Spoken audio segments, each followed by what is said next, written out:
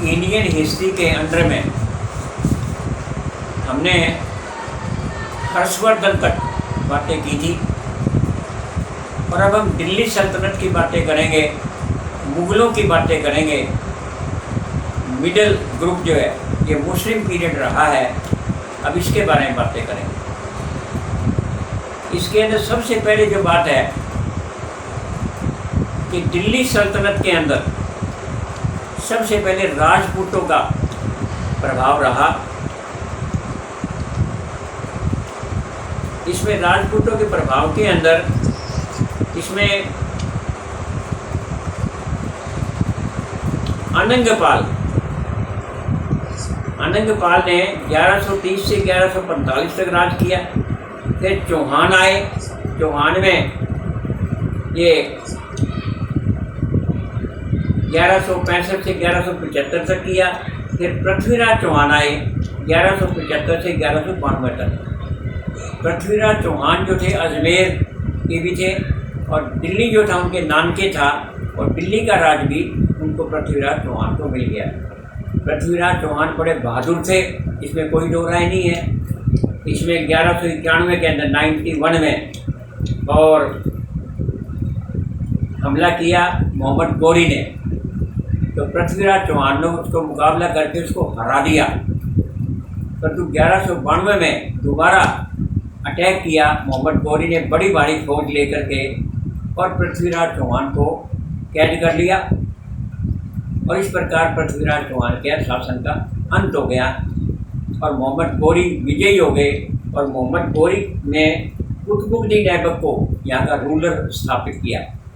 परंतु इससे पहले मोहम्मद गजनवी जो है वो 17 बार गुजरात पर हमला कर चुके थे, और रास्ते में जो भी रुकावटें आई, जिस ज़्यादातर किसी राजा ने विरोध ही नहीं किया, अगर विरोध किया तो हार गए, और 17 बार धन लूट करके ले गए। और इस प्रकार वो, तो इसमें मोहम्मद गजनी ने और मोहम्मद गौरी में यही फर्क था कि मोहम्मद गजनी तो यहाँ से माल लूट करके ले जाना उसका उद्देश्य था, और मोहम्मद गौरी का उद्देश्य था यहाँ पर राज्य स्थापित करना, यहाँ पर राज्य करना। तो मोहम्मद गौरी ये अफगानिस्तान के रियासतें थी, गौरी और गजनी थोड़ा सा बड़ा था और गौरी जो है, तो इस प्रकार से मोहम्मद गौरी ने, तो उसमें कन्नौज का राजा जयचंद था। तो कन्नौज के राजा ने जयचंद ने कोई सहायता नहीं की, बल्कि वो तो खुश था कि पृथ्वीराज चौहान हारे। तो यही जो जयचंद की कहानी है, जयचंद के कारण से मुस्लिम लोग आए। तो जयचंद इस मानने से गद्दार में गिना जाता है। अगर जयचंद पृथ्वीराज की सहायता करता था तो मोहम्मद गौरी की हिम्मत नहीं पड़ती कि वो दोबारा यहाँ पर आ जाता। तो आपस में इनकी फूट ने, जितने ये राजपूताना के थे और आपस में छोटे छोटे राज्यों में बटे हुए थे और एक दूसरे को नीचा दिखाने पर खड़े हुए थे, तो जयचंद की वजह से मुस्लिम पीरियड आगे बढ़ा। इसके अंदर सबसे पहले कुतुबुद्दीन ऐबक है, इल्तुतमिश है, रज़िया है, बलबन है। इन लोगों ने बड़ा कोशिश किया, बलबन ने भी, इल्तुतमिश ने भी, ये सारे आसे पासे के इलाके जीत करके और दिल्ली सल्तनत को आगे बढ़ाया, इसमें कोई दो राय नहीं है। और आगे जो है फिर खिलजी वंश आ गया, जलालुद्दीन खिलजी और अलाउद्दीन खिलजी। अलाउद्दीन खिलजी ने तो खूब यानी राजस्थान को, रोड को, सबको विजय करके काफ़ी इलाके में बड़ा भारी से सैनिक प्रबंध भी बड़ा अच्छा था, सब चीज़ें बड़ी अच्छी थी। जैसे जैसे उसके हिसाब से फिर तुगलक आए, गयासुद्दीन तुगलक, मोहम्मद तुगलक, फिरोज शाह तुगलक। मोहम्मद तुगलक के बारे में पढ़ा लिखा मूर्ख, वो कई योजनाएं तो बनाता था, परंतु वो योजनाएं ऐसी अटपटी होती थी कि लोग उसे पढ़ा लिखा मूर्ख कहने लगे। राजधानी का बदलना, नए सिक्कों का चलाना आदि कई योजनाएं ऐसी थी। फिरोज शाह तुगलक ने बड़ा भारी और विजय आसे पासे प्राप्त की, और फिर सैयद आए, और इसके बाद ये लोधी डायनेस्टी है, लोधी। तो जिस समय मुग़ल वाले आए थे तो उस समय लोधी का शासन था, और राणा सांगा जो मेवाड़ से थे राणा सांगा और लोधी में राणा सांगा चाहते थे कि लोधी की किसी प्रकार से हार हो। तो फिर बाबर ने जब अटैक किया तरावड़ी के स्थान पर, बाबर ने जो अटैक किया, पहले तो जो मुगल सम्राट थे उन्होंने, तैमूर ने दिल्ली पर कब्जा किया था और तैमूर दिल्ली से लूट करके माल लेके गया था। फिर उसके बाद बाबर ने भी वो समरकंद वगैरह को ऊपर वाले इलाके को तो जीत नहीं सका, परंतु वो भारत की तरफ मुड़ा, क्योंकि उनको पता था कि तैमूर जो है वो ईरान, इराक और का था नेता और टर्की का नेता, वो तो मृत्यु हो गई। उसके बाद जो था बाबर, तो बाबर ने तरावड़ी के स्थान पर हमला किया और लोधी सम्राट को हरा दिया। इस प्रकार से बाबर का युग आ गया। मुगल, ये मतलब मुगल कालीन युग। बाबर ने राणा सांगा को भी हरा दिया। राणा सांगा जो थे महाराणा प्रताप के दादा जो है राणा सांगा। तो इस प्रकार से आपस की फूट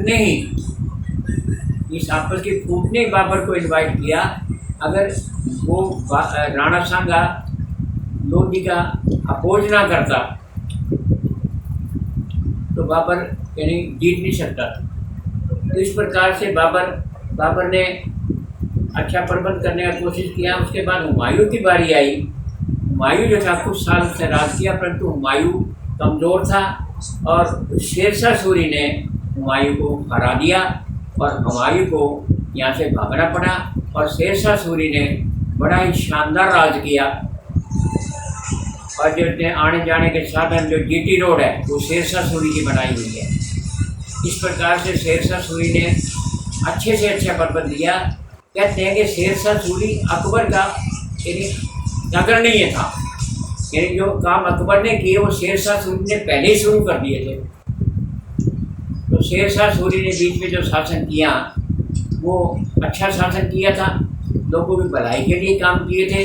उसके बाद हुमायूं फिर वापस आ गया और शेरशाह को हरा करके हुमायूं ने राज थोड़े समय में किया।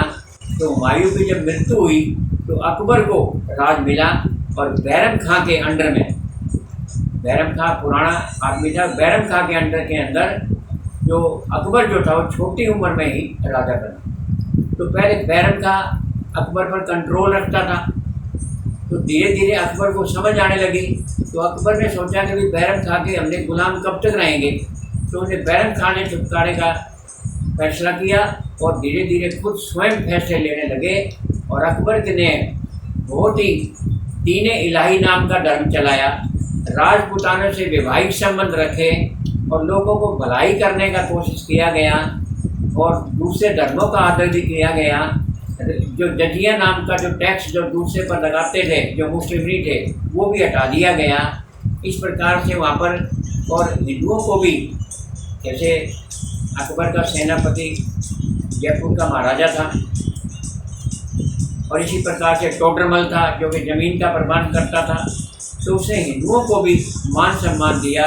इसलिए अकबर के शासन को महान शासन कहा जाता है। और इसके बाद अकबर के बाद शाहजहाँ यानी जहांगीर आए। जहांगीर का न्याय बड़ा प्रसिद्ध था। और इसी के बाद शाहजहाँ आए।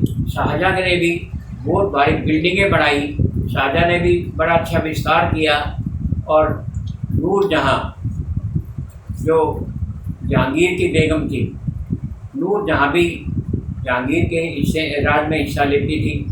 इसी प्रकार से शाहजहाँ की मुमताज़ बेगम की याद में उसने आगरा में ताजमहल बनाया, दिल्ली का रेड फोर्ट लाल किला बनाया, दिल्ली की जमा मस्जिद बनाई। इसी प्रकार से जो शाहजहाँ है उसको इंजीनियर बादशाह भी कहा जाता है।